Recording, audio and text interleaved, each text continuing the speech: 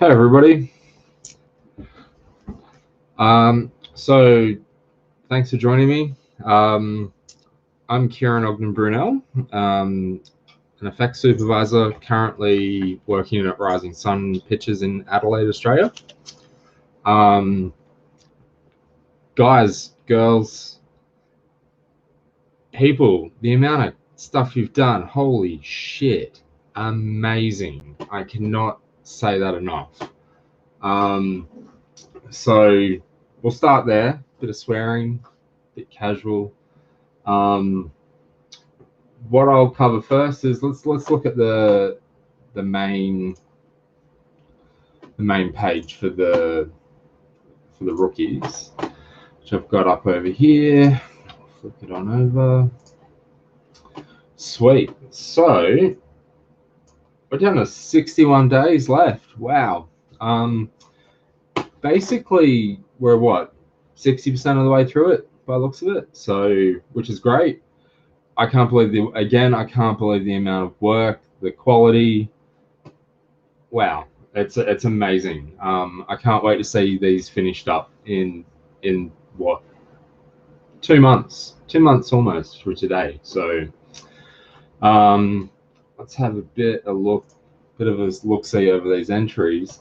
There is just such a massive range of work. Like I can't believe it. Like I'm pretty blown away overall. So, and I'm sure the other judges are as well, which is like, for me, wow, some of the guys in this list are like some pretty amazing people to be judging this work alongside of. So and whoever wins this in the end, you guys are going to have a better machine than I have in my workplace. It's incredible. The fact that the rookies have managed to, and Rebelway have managed to get those prize items for this, wow, I'm quite jealous. Cool. So a little bit about me. Been doing this for about, I've been doing 3D stuff for about 15 years now, and I started off in real-time architecture, did some video games. That was really fun. I've done TVCs, game cinematics. So this sort of stuff is right down my alley. Like it just triggers this like little nerdy piece of me, which I'm like, oh, this is incredible. So, and then I moved into film, what, maybe 11, 12, 13 years ago now. And yeah, I've worked on a bunch of stuff from super D-grade movies, which we've all worked on. They're really fun. Might not have the same pristine level of reaction to something like a Marvel movie, or like Lord of the Rings or The Hobbit or anything like that. But they're all the things I've worked on in my career, all the things are enjoyable. They all have their challenges, and you always learn. Like, so while a lot of you guys are at the start of your career, you're never going to stop learning. You'll have plateaus, you'll have some troughs where you get a bit of burnout usually, or do you just get a bit tired? But that stuff's all normal. But I can't express that enough. You just don't stop learning. And when you think you know it all, you probably don't know it all, and you still have another mountain of information to absorb and digest and execute. So just keep that in mind. And if all of you that have entered this so far keep up this level of learning and refining your skill, I'm a bit scared. You guys will be nipping at our heels pretty quickly, I think. So yeah. So I'll just go over a few of the things I've worked on. So this is my website. Some of the glorious movies like Ghost Rider, Spirit of Vengeance. Privilege of working on Warcraft, which is, as a nerd, somebody who came from games, as somebody who played way too much World of Warcraft, I got to work on the Warcraft movie at ILM. in Singapore, which was just incredible. If you ever get a chance to go to Singapore, COVID times excluded, definitely see if you can make your way out to the Sandcrawler building. If you're a Star Wars geek like I am, it's definitely something that'll take your breath away. So I've worked on a variety of Marvel movies, so like you can see on that picture there's like Thor, the Spider-Man. There's 2 Thor movies. There's Guardians of the Galaxy, and Captain America. Captain America was fun. Really enjoyed all of those films. So where will I start next? I'll just close that up.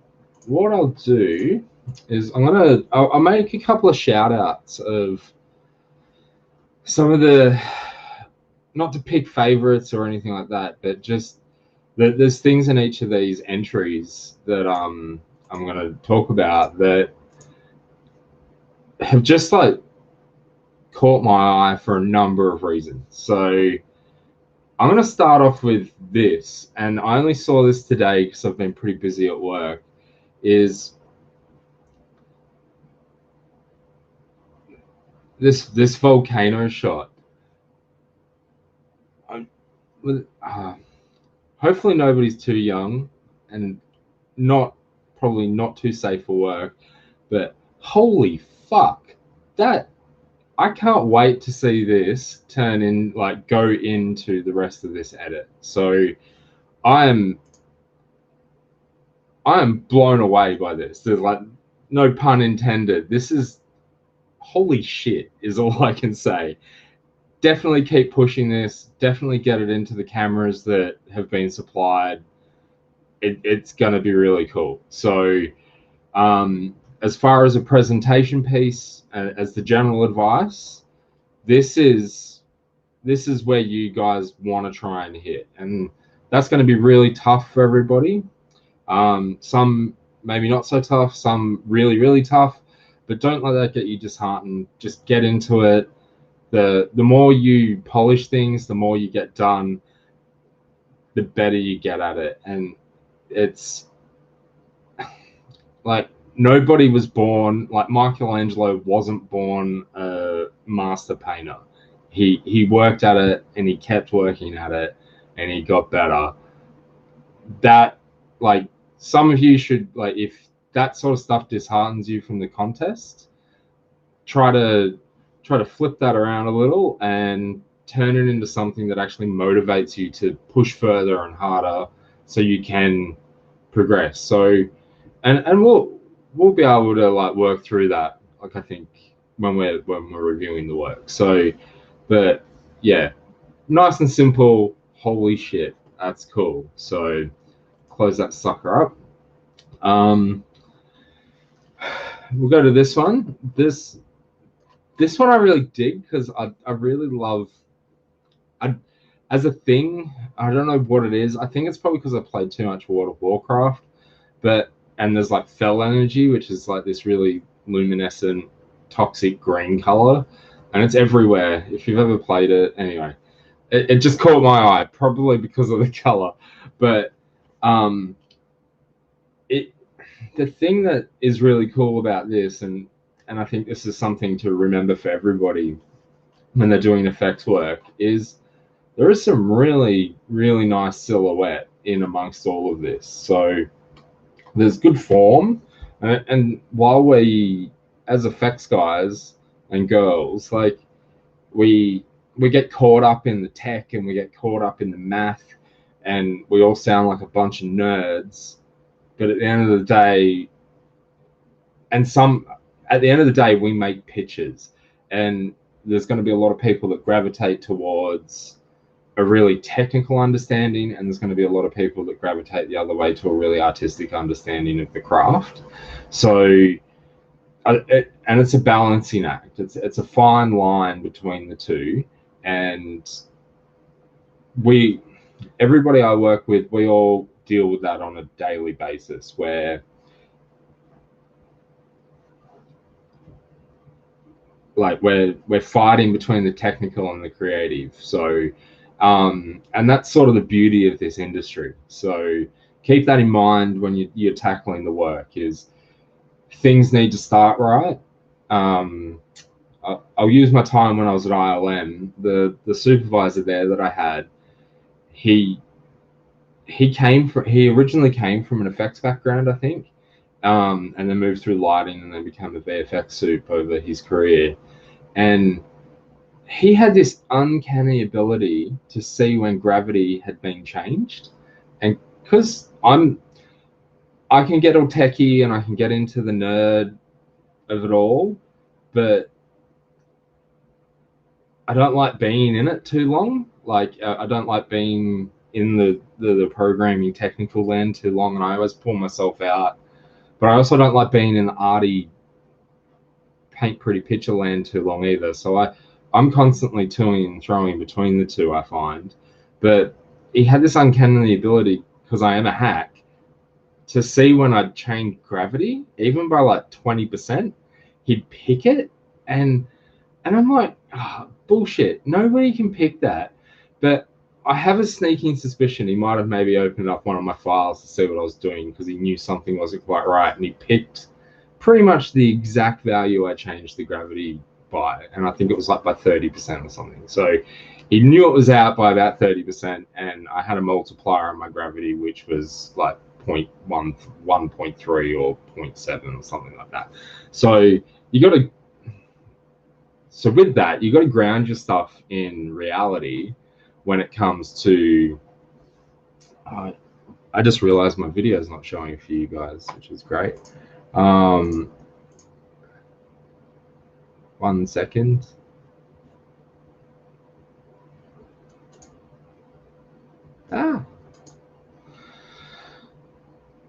I'll work that out in a minute. While you've got to ground stuff in reality, that it is so important to start there.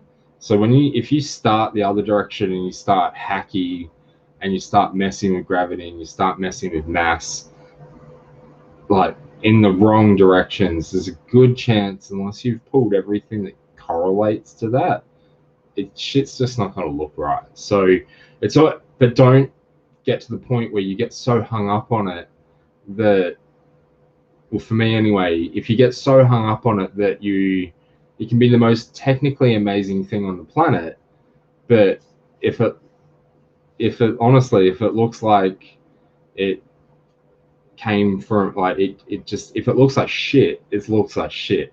Like, that's just the reality of that sort of stuff. So keep that in mind when you're doing the work. So it definitely is like a balancing act between the creative and the technical.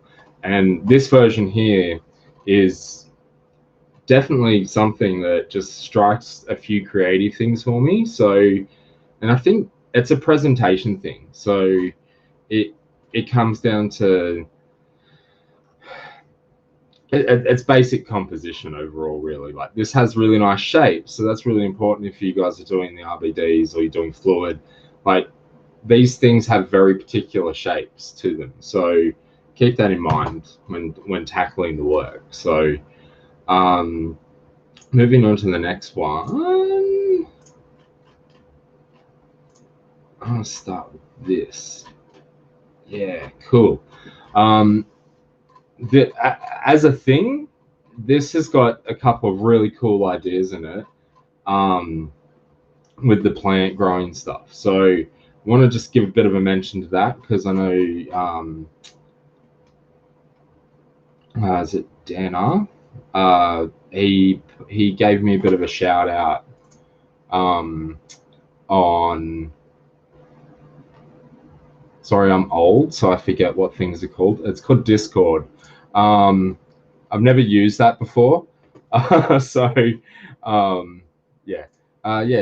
Danny R. He sent me a bit of a message about this, and when I asked if anybody wanted feedback, just definitely send me a message. So,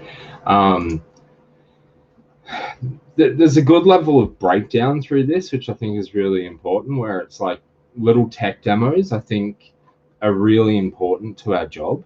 So I think the more of this sort of stuff we see, it's going to really help it's going to really help inform us what you guys have been doing.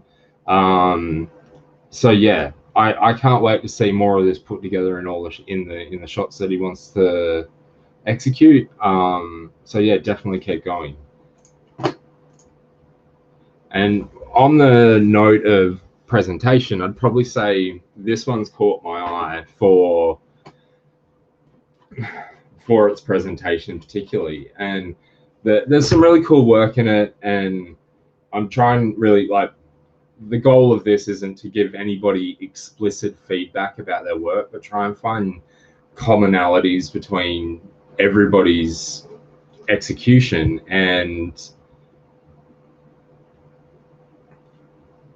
find the common thread that we can give more overarching notes to, so more people get direct feedback without it taking 8 hours to go through a whole session for everybody on every version, and etc. So with this version, there's a combination of like technical, like super technical, which is the velocity volume, through to the sim and the mesh, and how it was like built up from sources, so you could see where anything is potentially, pardon me, tripping him up, and this is John Fanning, sorry, and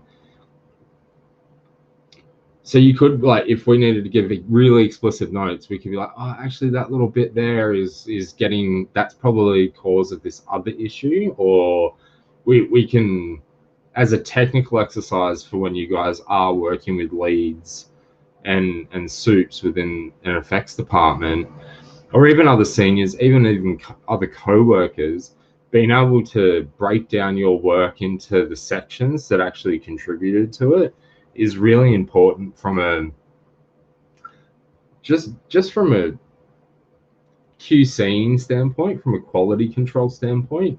And it also, I think the thing that I really like about this one, and he's done it across everything, which is amazing. It's just like, because you could do like full sims and just be like, yeah, cool, I've got a full sim, and you just don't know what's actually what is what from what.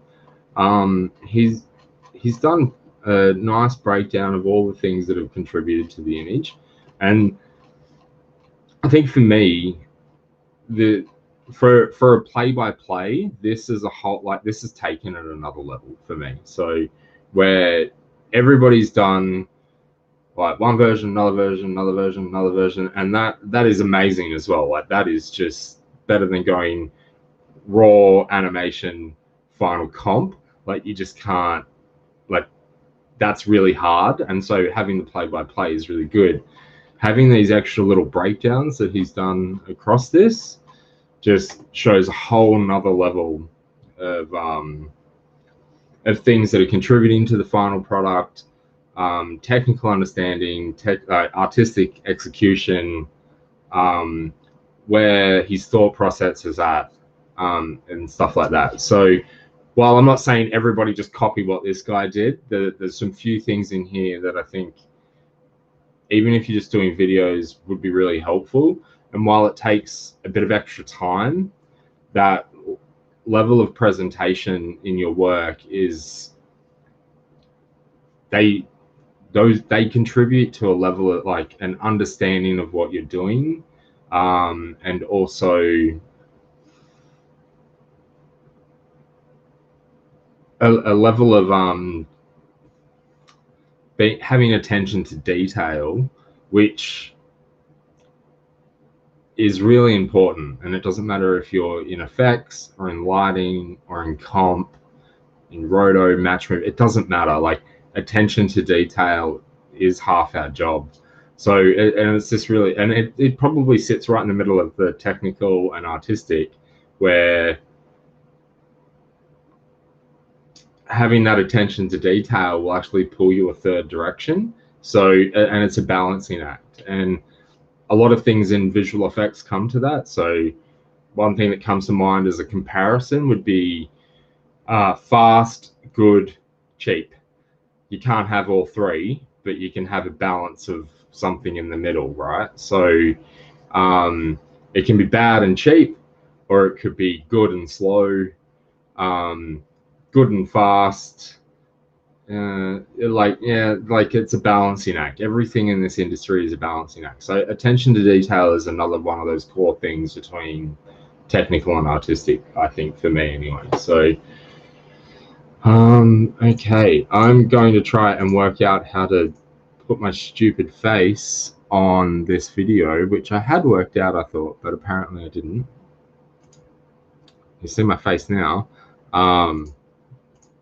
So I'm trying to do like a picture-in-picture. So, and this is all new, and I don't understand technology because I'm old.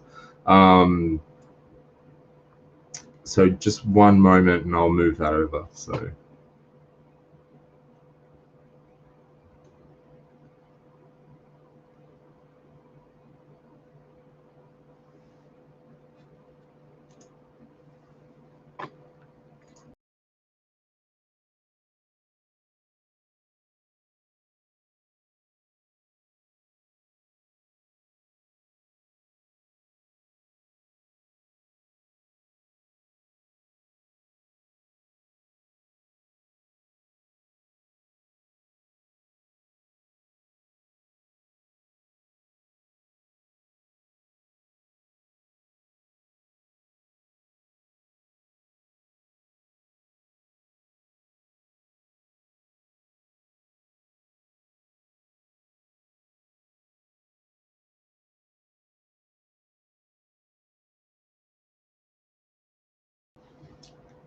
Yeah, I worked it out. I just kept clicking buttons until it came back. So, okay, cool. Where am I going to start? So, I don't have too many in here because there's just, again, holy shit, there's just so many of them, and they're all just such good quality. Just really trying to get a baseline of things that are like the common threads, and we can talk about the common threads. So, okay, so I'll just click through them quickly so people can get a bit of a look-see about what's going to be coming up. I've tried to get the name of the person who has done the work in against it so we can see. So if you guys want to dig around and go and have a look, you can. And then also try to keep the version. So I'll just stick through that. So we've got this staircase destruction. We've got the first whip over here of this sucker. We've got one of these, and I'll probably talk to this one first, I think. And also, I'll come back to that one. That one. Which is a nice fire.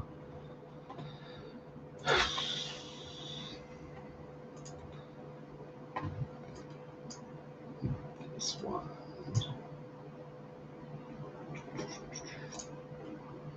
And then this sucker here. So,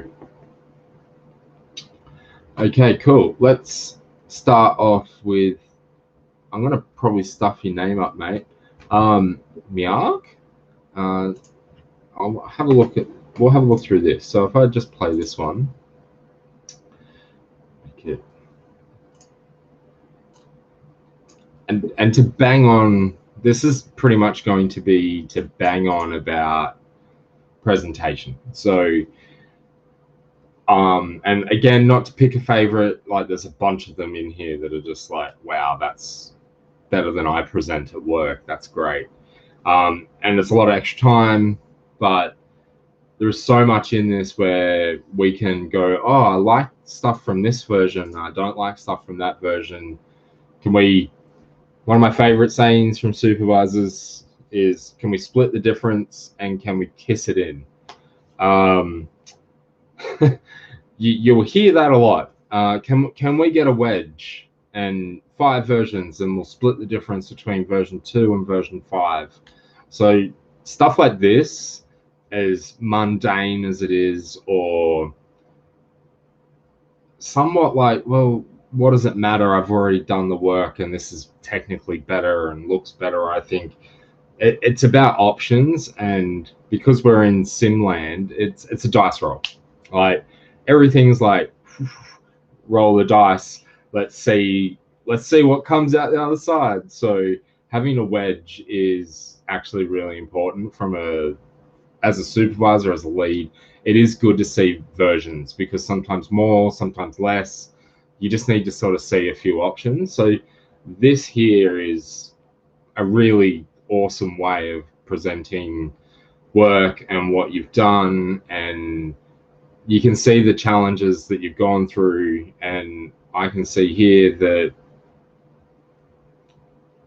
there's things that he's been fixing as he's been going through the work. So that stuff's really important, I think. And I'd hope to think that the other judges would be like, yeah, that shit is how we present, like that's how we should present this stuff. So again, not to just pick a favorite or anything like that. It's more just to go, hey, here's a really good example of what the industry is sort of like. So like, and to I will give a bit of feedback on this. There's something about version 1 here that I really like from and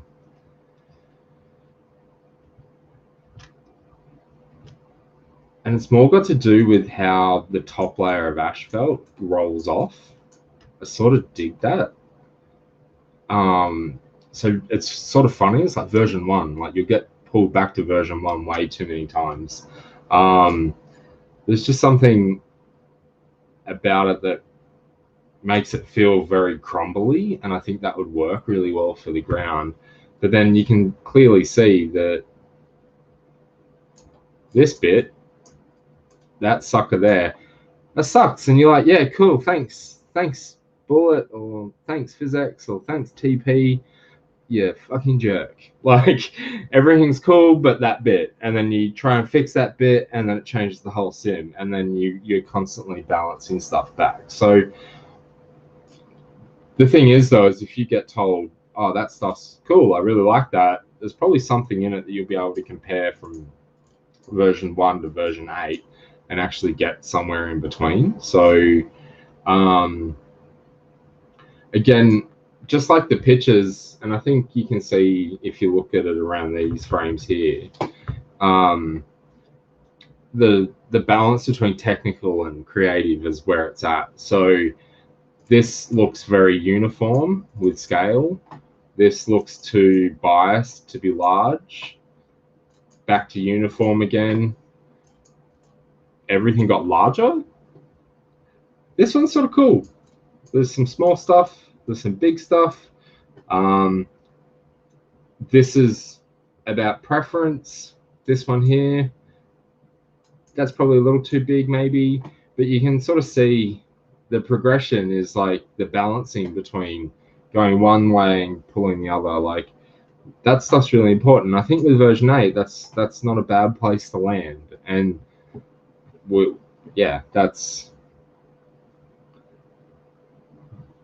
so but then they're all things that you just have to fight and work through as a day-to-day job. So so cool, nice work, man. What one will I look at next? Woo. I'm gonna have a look at Christopher Akpala. Again, sorry if I bugger up your name. Can't really bugger up the word Christopher though, but it's yeah, apologies in advance. So now I'm probably going to end up banging on about presentation. I think maybe that's where we're going to end up here. What I really dig about this one is it's got all the bits. It's got all the little tech bits that he's been working through, and he's put them together in one shot. And you can see the pacing. You can see what works. You can see what doesn't work. And I think that's something that a lot of people probably need to look at, is getting everything they've done and smushing it into the one shot. So you'll start to see things that you're straight up wasting your time on you'll start to see things where you need to spend more time on it. And you can see things that are technically going to be a bit of a pain in the ass to get going. And then you can also then start registering what creatively works. And I think for the most part, this version's got a lot of it's got all the creatively right stuff. So, and technically it seems to all be coming together. It's just now about polishing and refining and looking at the art and maybe changing a bit of the tech to make the art better. So, I'll start at the end of this shot and work backwards. I really dig what this is going to be, given that it's a play blast by the looks of it, based on this window, or I just forgot what they're called. So these are flip books in Houdini, play blasts in Maya, and there's something else in 3ds Max. Play blast, we all sort of get it. It seems to be the term. So it could just be that's throwing this out a little bit. But something that catches my attention, I'm not sure if this is magic or like ice. I feel like it could be ice. And this is sort of like a common thing that happens with effects guys, is they know what it is, they know how they built it, they've put a color on it, and they go, yeah, that's ice, or that's water, or that's steam. But there's a few other things that may or may not be missing. So you've got to definitely explain that. You got to put notes against your stuff. But either way, for me, magic, ice, they're particles with a color. Let's just face it. Like water as well. Like it's like, not to oversimplify it, but at their core, that's what they are. So from an effects standpoint and an effects guy standpoint, I totally get what that is. But I think with that particular element in general, what is happening, and this is what happens with particles really quickly, is we try and get more high frequency detail in it by chewing it up in turbulence or with like random velocities on a mission, and then just turns to fuzz, and you get like a sausage of fuzz, and it loses its form. And this is the far out. There's a common theme here. This comes back to the technical versus creative, like it's the artistic versus the tech, and that can be really tricky, and it can just not work. It could be the shot, it could be the camera, it could be the anim, it could be just a bad idea. You just don't know. Like, but that's unfortunately sometimes the bad idea is what the director wants, or the bad idea is what the VFX soup wants, or the bad idea is what the studio wants, and you just have to do it. And that hurts. That's a really hard thing to work through, but it's such a big part of our job. Just, we're commercial artists, right? We're paid to do work, and you have to take the enjoyment out of solving a really difficult, unusual problem. So in this case, I think it just needs more. With something like this, when you start getting like fuzz sausages, or cactus, as one of my old co-workers made them a thing. So it just looks like a fuzzy cactus, and you get that with volumes and you get that with points. The thing that you need to start pulling in there is actually more form, and that could be, in this case, a bit of a tweak to the shader might actually help you, a bit of a reduction on turbulence, just more form and more mid frequency, because there's a lot of high frequency in this, and particles always give high frequency generally. It takes a lot to get low frequency looks out of particles and a lot of points. So it's a balancing act. So when it comes to like a fuzz sausage or a cactus, I'd say start looking at like what would actually help shape it, what would ground it, what would make it more of a desirable thing to point it in the direction. So given there's fire, I'm pretty sure this is ice at a good guess. It might be helpful for something like this. Depending on the element, it really helps to add extra stuff. So and when I'm looking at work or looking at my team's work or analyzing my own work for shows, I always look at it where what could be a secondary or a tertiary effect to help sell either scale or what type of material it is or drama to the shot. So what extra layers could I be adding? So, and it ends up becoming, for me, I've found it quite intuitively second nature, and it doesn't come to everybody, and it won't. Like, everybody's really different, basically. But if it's ice, something like low,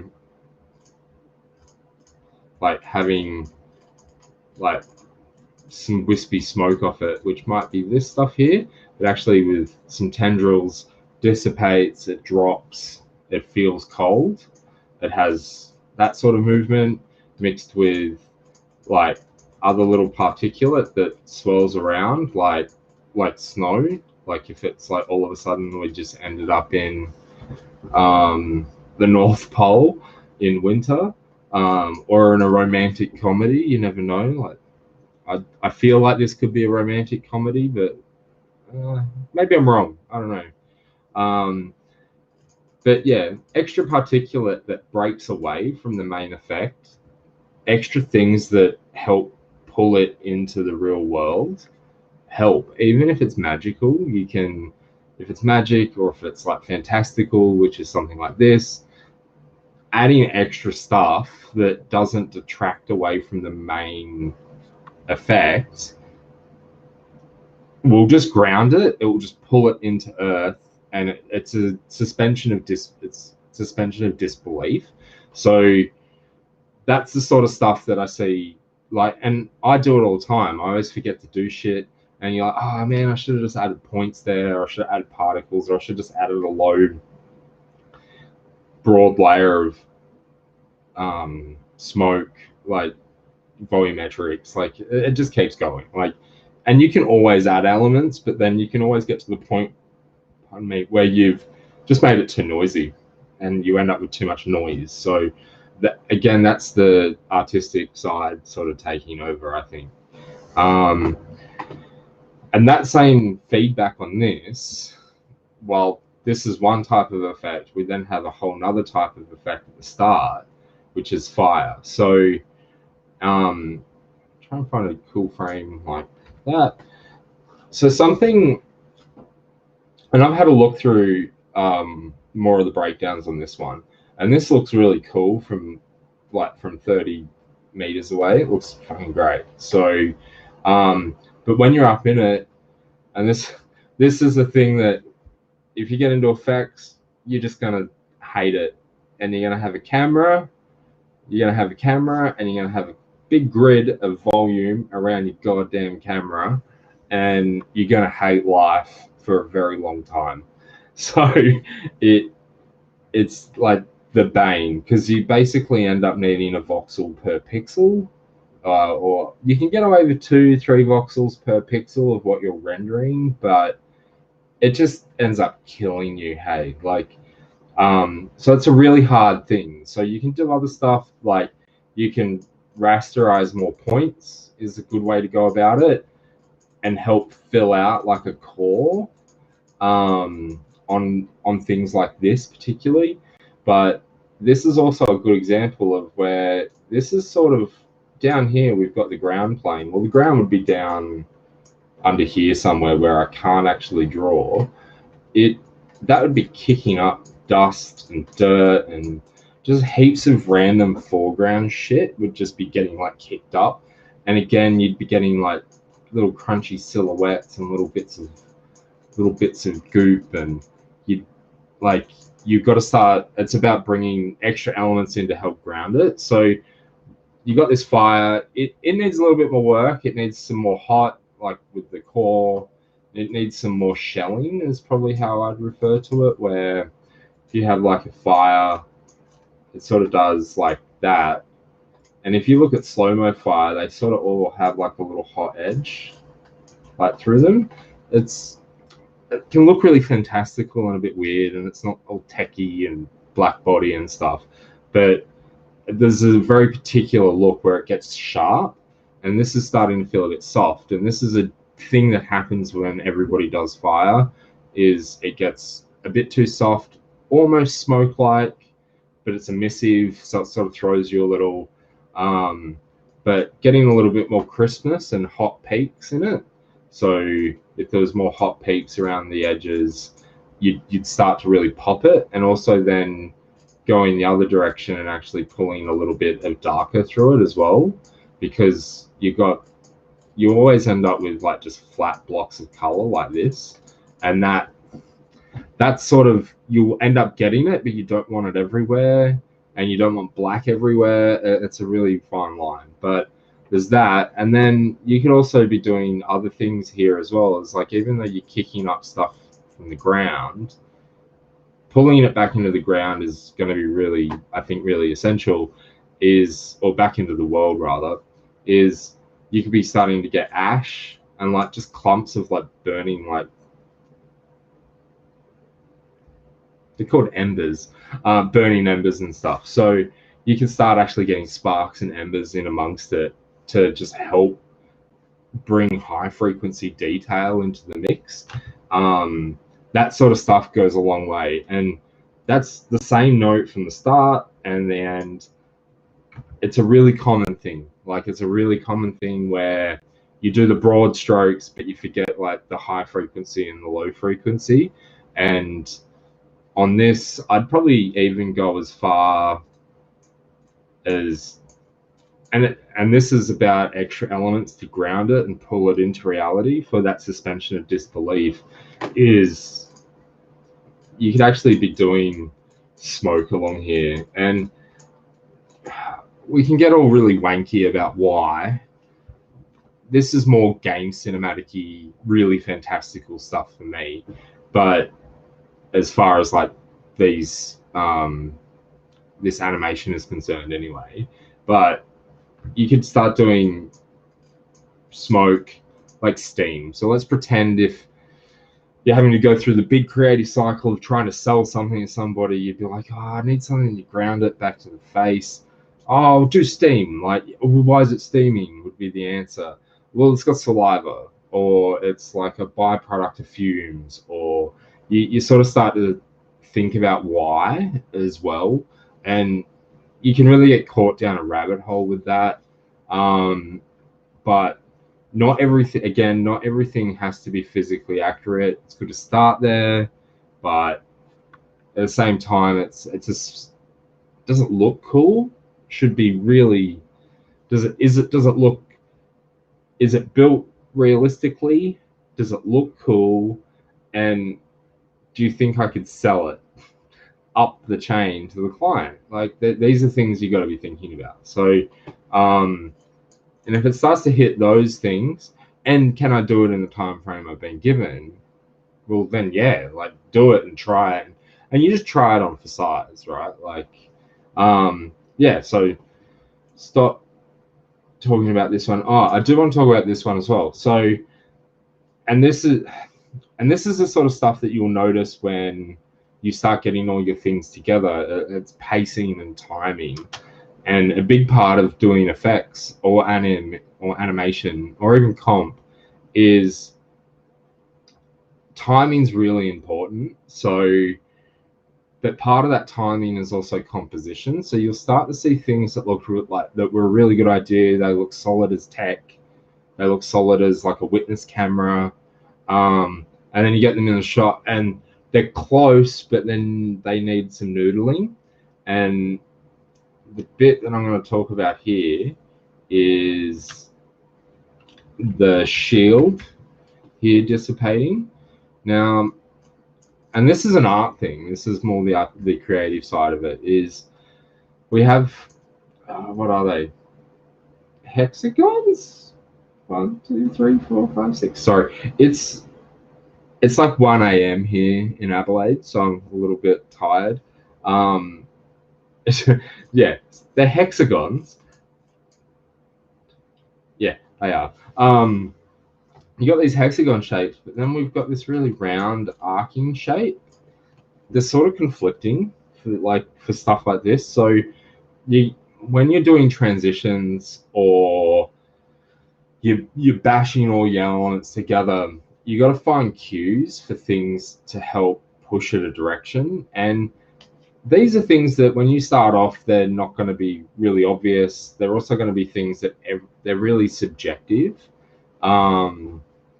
like super subjective, and you can make a guess and it will probably be wrong because someone else is going to have their own opinion.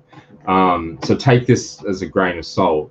But you got all these hexagon shapes. What would actually be cool is if like you ended up with like sharper like deletion, like if that disappeared in a more of a geometric sort of way, because you have all these like you have this geometric thing here, and then the sphere's far more organic, like especially with the noisy edge breakup, so it looks like it's melted.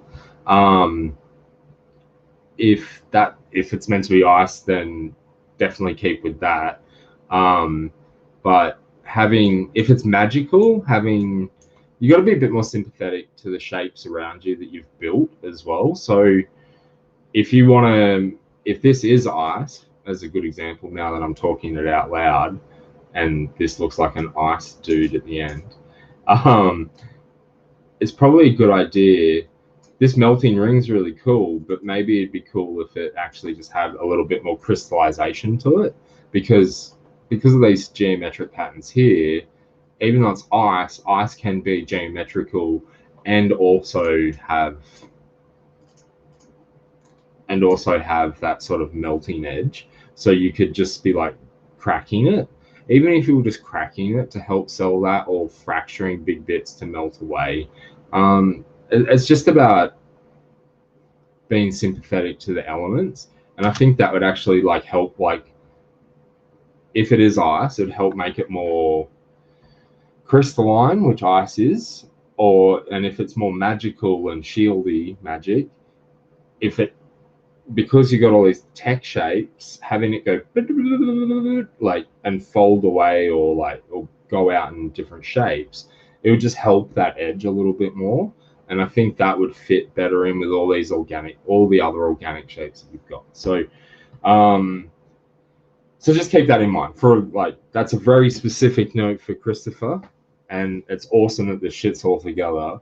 But in general, these are the things that we all fight with when we start getting all that stuff together in shots. So stop on that sucker now.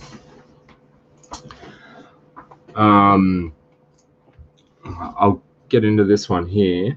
So this is really cool. I'm actually really looking forward to seeing what this is going to be at the end of the day. It reminds me of something that I worked on at RSP. I worked alongside of rather at RSP with one of the other guys there, doing this sand creature thing. It's actually really fucking cool. So let's start with that.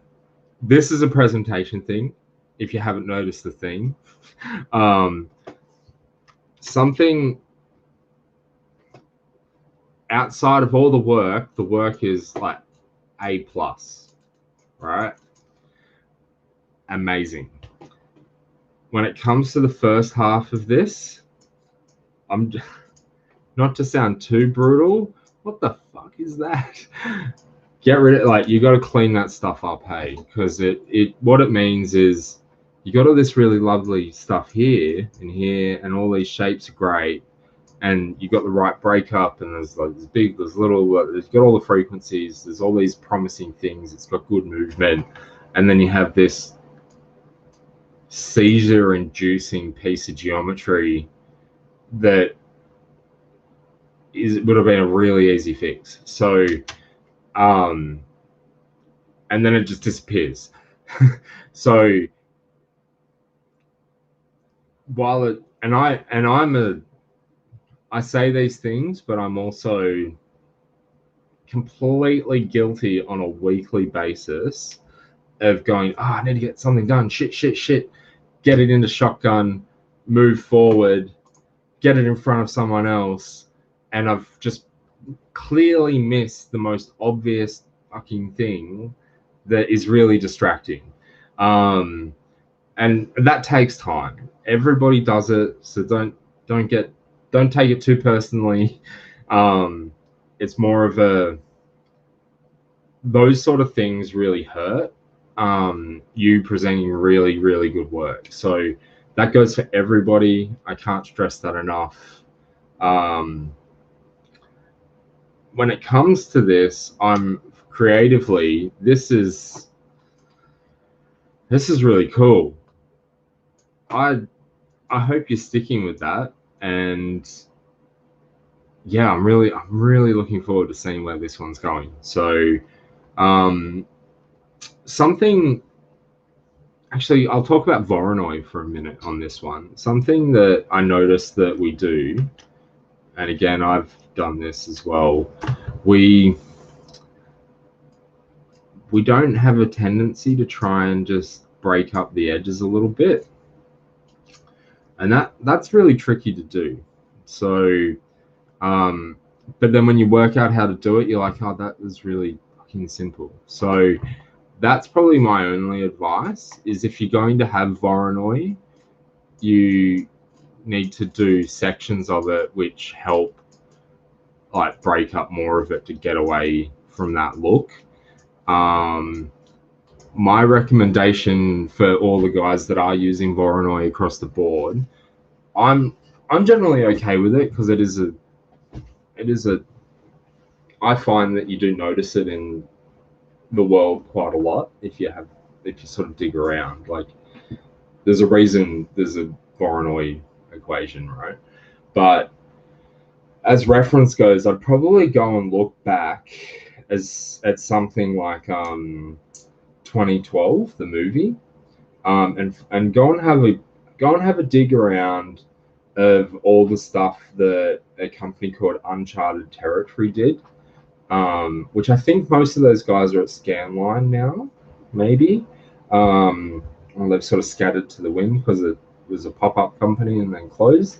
But they did all the stuff in 2012 that they did was all Voronoi, and it looked not like Voronoi 9 times out of 10. They did the big earthquake sequence in LA at the start.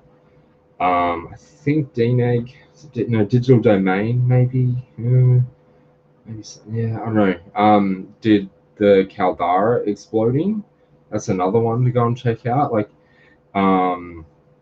within that, there is so much destruction stuff in that, and that's going back to the earlier days of doing RBDs. So for how good it is and how well it still stands up, I think, in my opinion, because it is earlier days, you can sort of see through see through and behind the curtain a little better than you can than when you look at like San Andreas, for example. Like, holy crap, that was just like, how much more geometry could we get in a scene?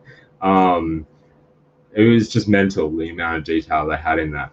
And you can sort of see that the tech progressed and moved. So it's good to sort of go back a few steps to see where it started as well. So, or was starting to get used more predominantly. And that goes for everything in our industry.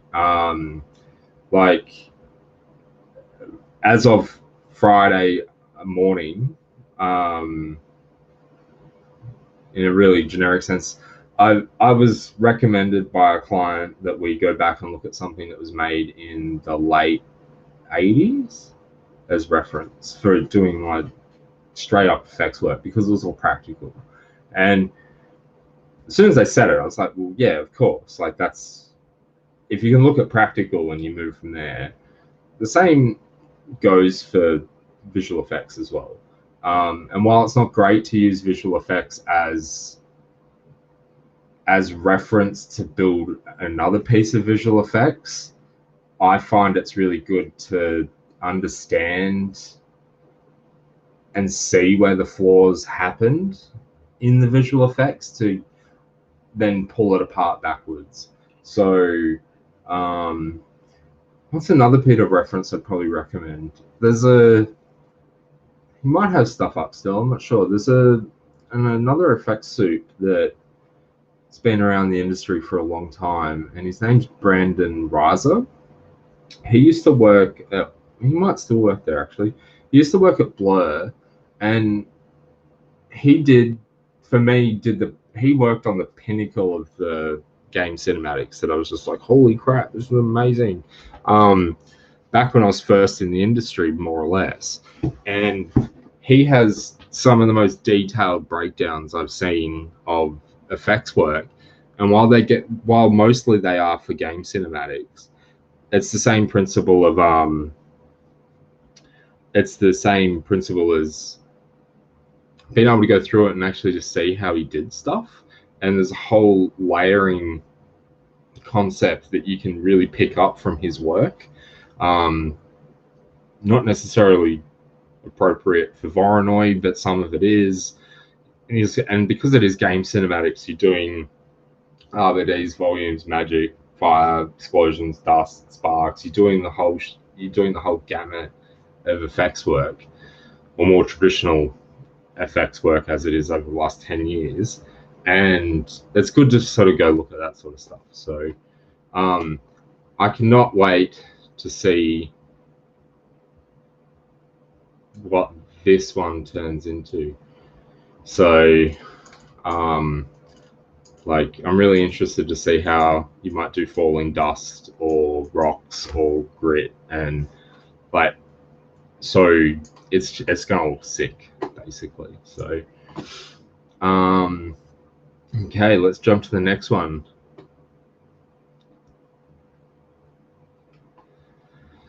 I think this is probably in line with, so here's a pretty good example of, so this is all Voronoi by the looks of it to me, at a guess. And you can sort of see as it gets the secondaries on it, things get heaps more noisy. So you end up with low frequency, high frequency. Those are the things that do break it down. So there's also all the joys of having, you've got this really crazy like in and out mesh on this character that it's actually throwing stuff in random directions. Looks like he's calmed that down pretty well, which is great.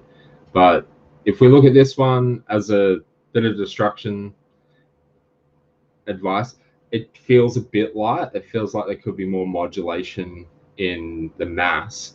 But overall, all the pieces are starting to be there, and they're starting to be things that can be modulated. So sections could be heavier, some could be wetter, some could be sandier, like it's the opposite of wet, really. So yeah, I don't know. This is a really, like, these are the sort of really great foundations where you can actually then start to modulate. So looking at this, it really looks like this is what the person was trying to achieve, is actually just get a good baseline. From here, if you guys have gotten to that point, you then go back and you modulate parts of it to help break it up.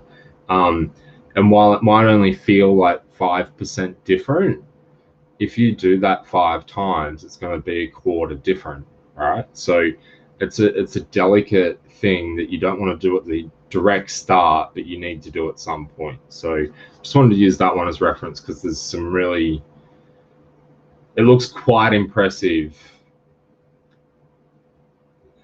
And I think, I don't know, I'll shush about that one. So I can't wait to see this one all together as well. So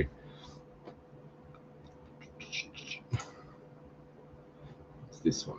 One moment, I just have to wait for it to load, apparently.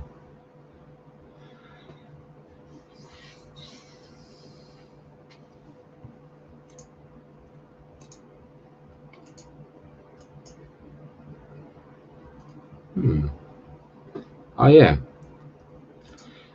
While we're talking about modulation, so presentation-wise, this is really fucking cool. Definitely dig it. What it does highlight though is for all the amazing elements that have been made, they're all getting lost in each other.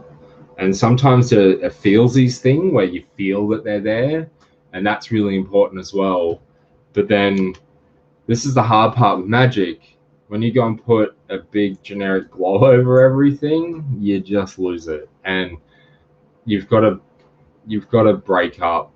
You got to what I would recommend with glow, this is my take with glow. I love the shit out of it, and I always go too hard. Always. Every effects artist goes too hard with glow.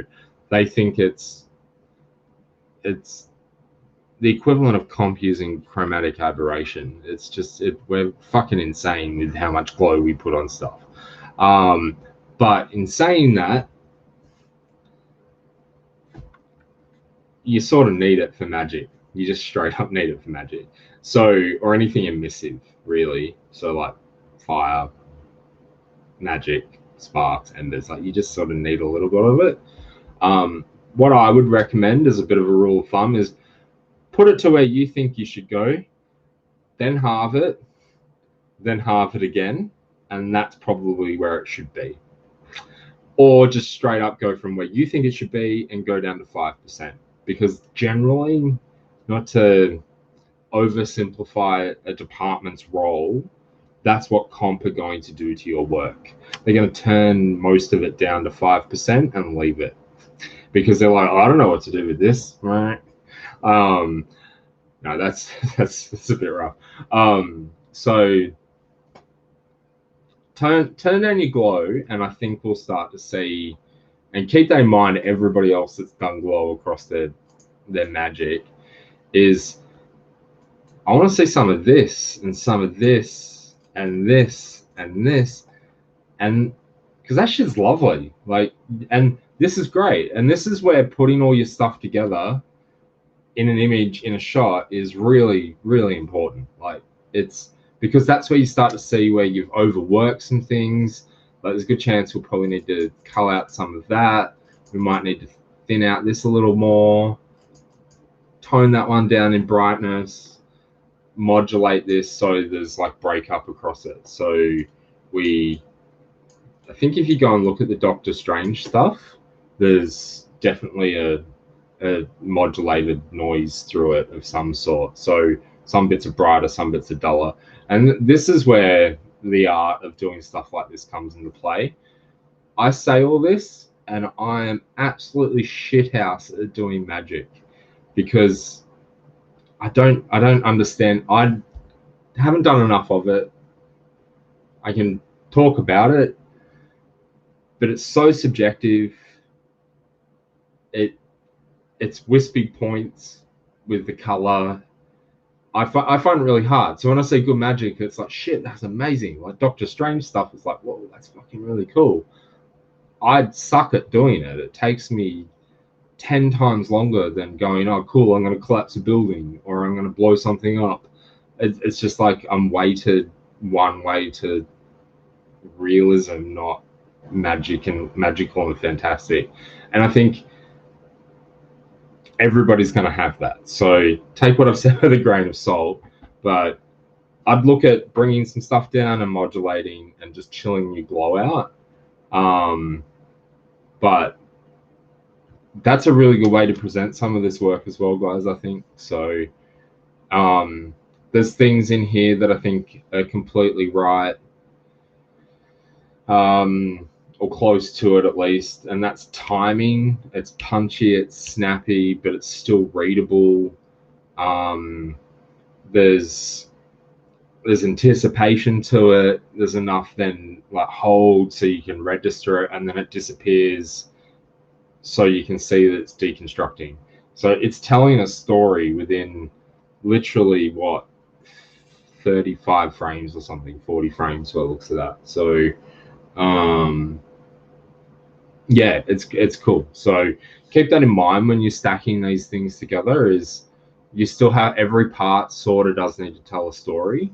So yeah, really cool shit. Hey, I'm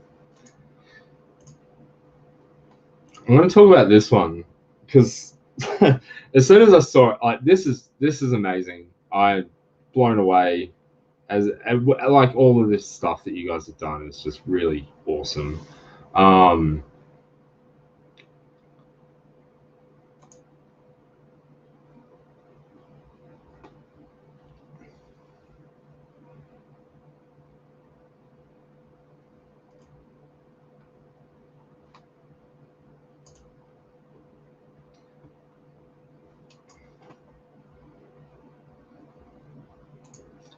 Oh, it's this one. Sorry.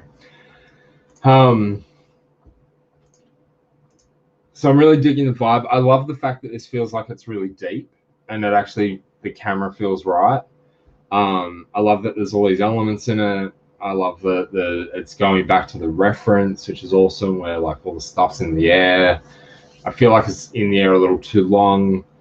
Again, with the Voronoi, same sort of note as what I mentioned earlier, where it starts to look a very particular shape. So maybe go and check out some reference to that from like 2012. Again, it comes down to shapes and size. And if you looked at Miargs, for example, and a few of the others as well, like you need some bigger bits, you need some smaller bits. Everybody has this problem, myself included. It's a really fine balance to get to that point. So, so something I do want to cover though is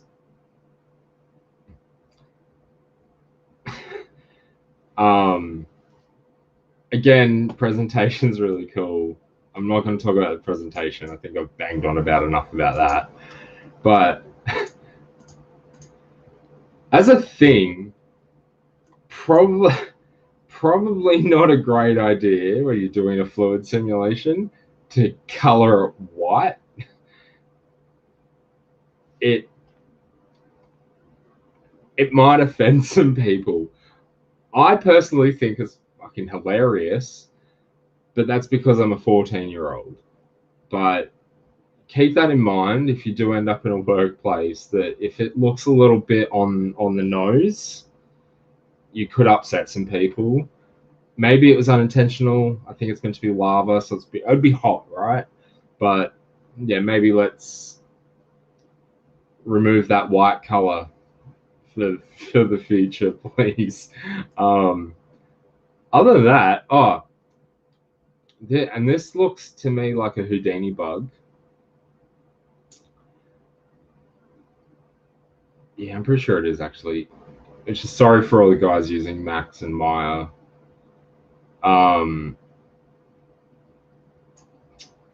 The terrible,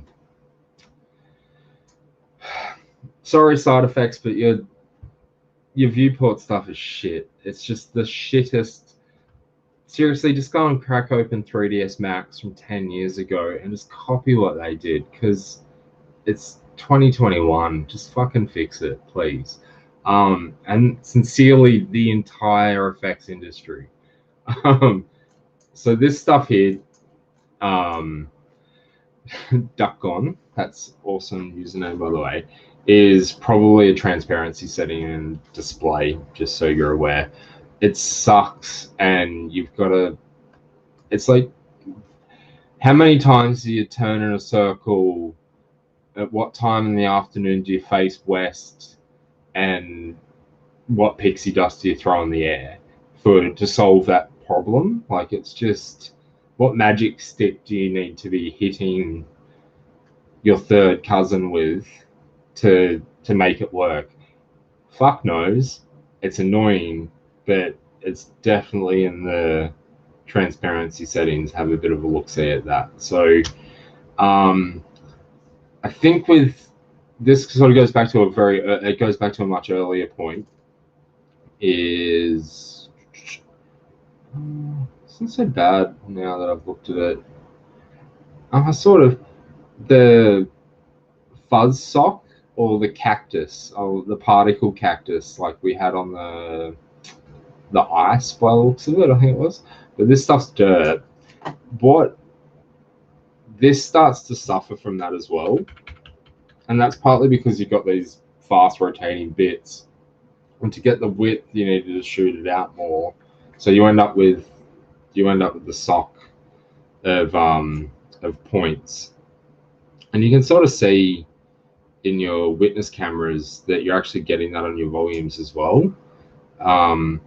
It's quite tricky to get rid of, so just have a bit of a look at that. That's a pretty common problem across the board as well. But and again, it just comes down to shaping, and you can you can squeeze it together a little bit, like it's a surface tension sort of thing. Even on dirt, you still get clumping, and you need to sort of bring it together a little more to tighten it up. So just have a bit of a look at that. Other than that, I can't wait to see this one done.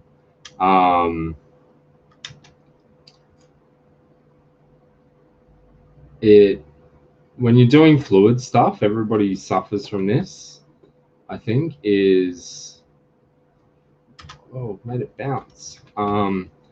We get these really long stringy bits, which just get a little bit, it's a fine line between what lava does and also it being too graphic, so like comic book like.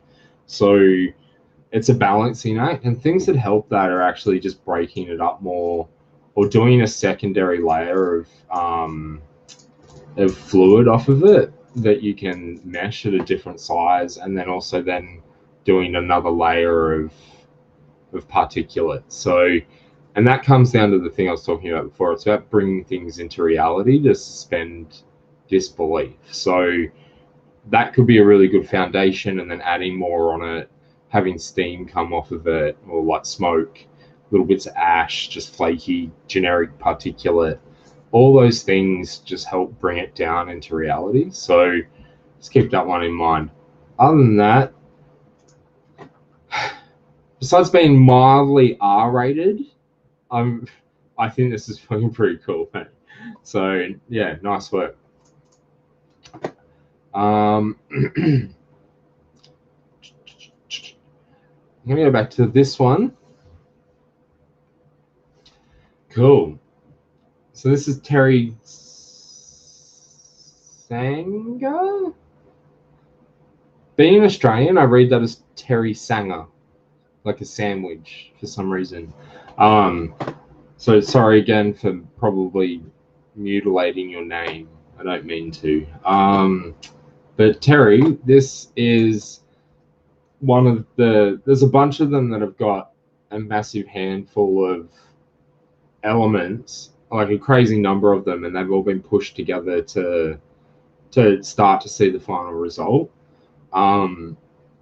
Again, guys, we've all, given that we've got 60 days or thereabouts left, I would highly recommend for all of you to start getting all the bits you've done and just stick them all onto the shot you're going to deliver, because you'll start to see that you might be wasting time or blah blah blah blah. So so just start getting all this shit together for sure. So, but Terry, man, you got so much shit going on, but it works.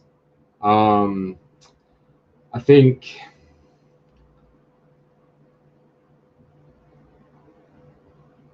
one of the things I really dig, actually, and this, I like how you've got the hexagon shapey stuff, but you're also then, it's all getting warped and wibbled out, but you're also then throwing some other geometric stuff in there to help break it. that size change plus those lines, as simple as that is, that's registering really, really well. I think it just needs some higher fidelity stuff through it. So this is just sharpness, like edge sharpness. This is the way I sort of go through my work, is I'll always block something out with a big broad brush stroke. And I'd say that this particular, let's say it's a holographic lens, is a broad brush stroke. What you need to do now is actually start to hone in on more of the high frequency detail. And I think for all the things that make this shot work and is awesome, and the reality is you'll end up on shows or on TVCs or game cinematics or a TV show where you've got 2 days to pull out this shot, and all of a sudden you're pulling the shit out of your ass, and this will end up on television, and you're going to be like, oh, like I had no time, but I'm really proud of it. That's where this is at, and that's fucking great. Given that we've got 2 months left, it's time. If you guys get your work together and it starts to look like this, it's time to critique it and go through it and add all the things that bring scale. So high frequency in this case, shaping, depth, like depth cueing within your shot. They're the sort of things that are going to help final up your work. And even to the point where this is working, we just need a bit more sharpness, detail, and working out how it's going to all be balanced. So yeah,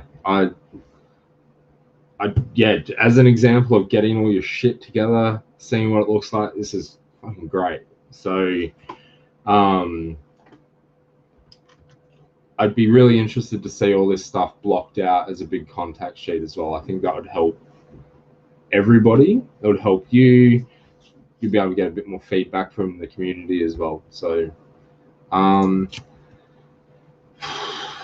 then to the last one. So this is the last one. By far not. None of these are in a particular order of favoritism either. They're actually just in an order of how I came across them. So presentation-wise, I really dig how Maximus is showing the steps.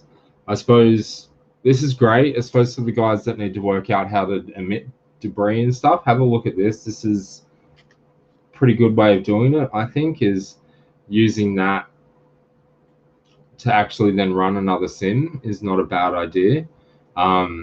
Because then from there you can have one base sim emission, and then you can emit points, you can emit dust, you can emit fluid, you can emit ash, you can emit like all these other little things off one piece of tech, and you can build out, because part of the game is the tech is being solid, the other part is the art, and part of that art is actually building up layers and building them up off the same things so they all feel connected and in the same realm.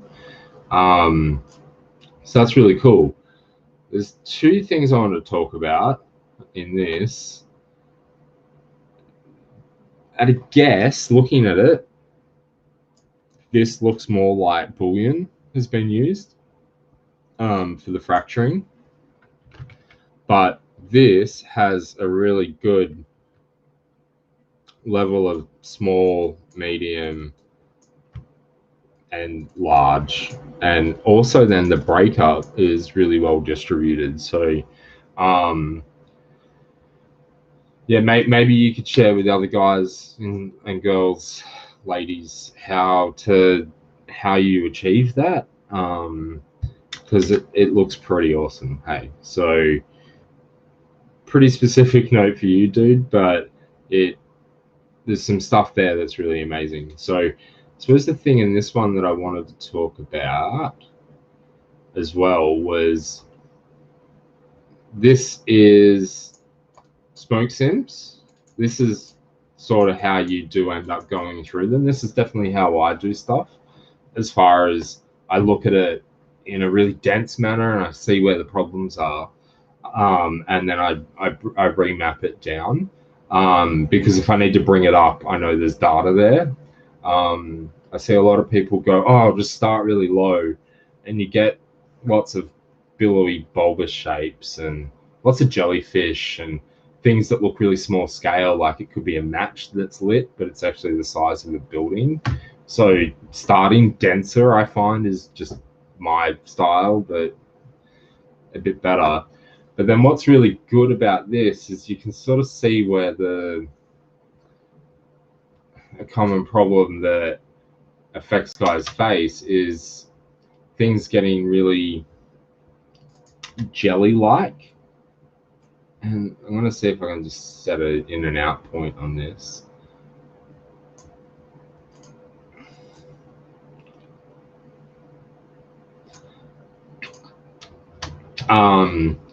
So this top left one, for example, it gets quite jellyfish. It's also quite heavy and starts to pancake. So it's probably pancaking purely because of the density. That's not necessarily a bad thing. If you need to lift that up, you get more temperature into it usually. It needs more breakup because of these big bulbous shapes and even stuff coming towards camera. We need to cut it, and it's really, so that's one problem. But then every effects person's gone the other way, and they're like, okay, more turbulence, and they turn turbulence on and they just chew it up and they make it look like it's Houdini fluid, or fume effects or Maya fluid with swirl. Like it's an effects artist's curse, basically, that they go and find the thing that gives what seems like detail, but really it's actually just a pattern that they're adding. And so you got to be really gentle with it. So it's really important to understand what else breaks it up. So in solvers is usually something called vorticity confinement, or confinement usually, or it's split out as vorticity. Like fume effects is vorticity, I think. Houdini, I know, is confinement, but if you look in, it's a gas vortex confinement. Basically, it just helps shit get tighter, right? So that's a really good one as a tool. I'm pretty sure in 18.5 they took it out, I think, of Pyro, which I thought was an interesting decision. But if you get it back in there, more or less, vorticity confinement will actually sharpen up things that are curling. So you can let the sim actually get a bunch of your naturally occurring detail, and that's a balance as well. But the other thing would be temperature and temperature dissipation. So not temperature diffusion. Temperature diffusion would actually make this bulbocene much worse, because basically diffusion in a solver, all it does is just blur. It's basically a Gaussian blur, I think. Could be even box, because it's so shit. Like, it's always the worst. But diffusion, shit, I just mixed up the names, I think.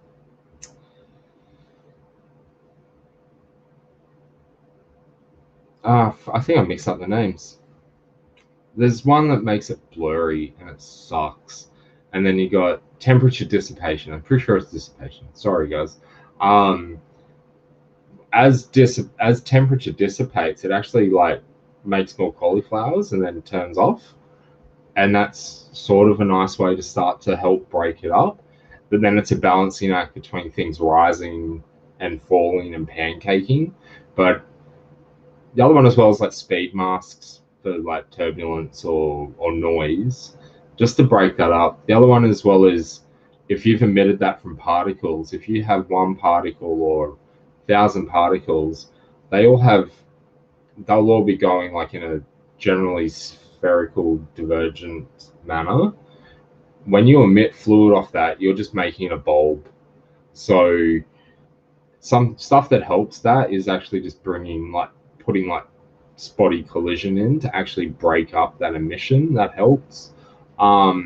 It's a common thing. That's why I'm sort of latching onto it. Is it really brings down the scale of the fluid. It makes this feel like it's physically maybe physically maybe this big in real life, when really this is like 20 meters wide or 60 feet wide or whatever it is.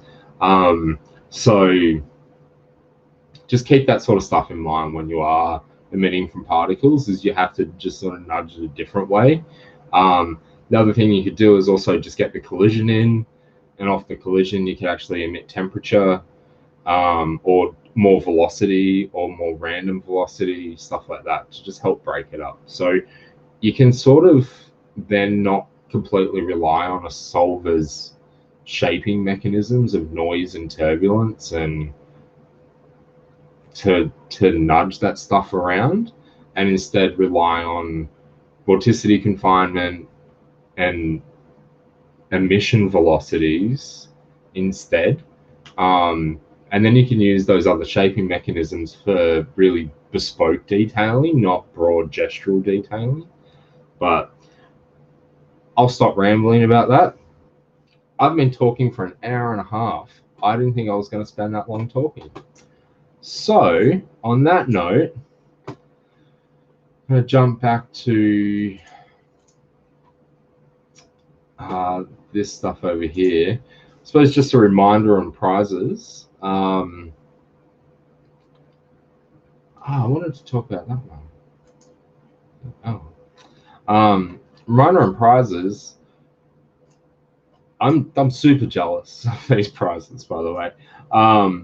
So just keep that in mind. There's that. If you ever need anything, hit people up on Discord. We're all super slammed, I'm pretty sure. It's that time of year with the industry. But we are paying attention. So even though we are going quiet, we are watching, we are checking in every week or every 2 weeks. We are reading through the Discords. So don't be disheartened by our external busyness. It's life gets in the way and all that. But I guarantee, I know for myself, I'm absolutely blown away by the level of quality you guys have fucking done, and you should all be proud of that. Yeah, so keep it up. Keep the camaraderie up as well. Definitely help each other out, like motivationally wise. Maybe this is against the rules. I'm not going to double check. I'll ask for forgiveness. If you guys have bits of tech, and if you're in the same software, it's the same as reading a forum, guys. Like, none of this stuff is some special thing you're going to be the only person on the planet that knows. We're all in it together, and helping each other is actually part of that. So definitely share knowledge. It's king. The more you know, the less you realize you'll know, though. So keep that in mind. But yeah, fucking amazing job with the amount of work you got. Totally impressed. Smash out these next 60 days. I'd start setting yourselves milestones. So like every 2 weeks, you're bringing it 10% forward again. And then in the next 4 weeks, I'd highly suggest that you get keyframes. So like I think there's maybe 7 or 8 moments, like key moments through these shots. I would recommend to pick those key moments for your work and work them up to a level of where you want to present, because you can then refine it and work on it and spend that last month really noodling everything. And for the guys that are looking to render a sequence, I think you can render single submissions and stuff, like single frames, if you are looking at rendering a sequence, you guys are going to have to start like hitting that now. Unless you've got access to a farm, you could be in a world of pain. So not to scare you, but just be mindful that everything takes time, and every technical hurdle that you come across is going to take you between 4 and 8 hours to solve at a minimum.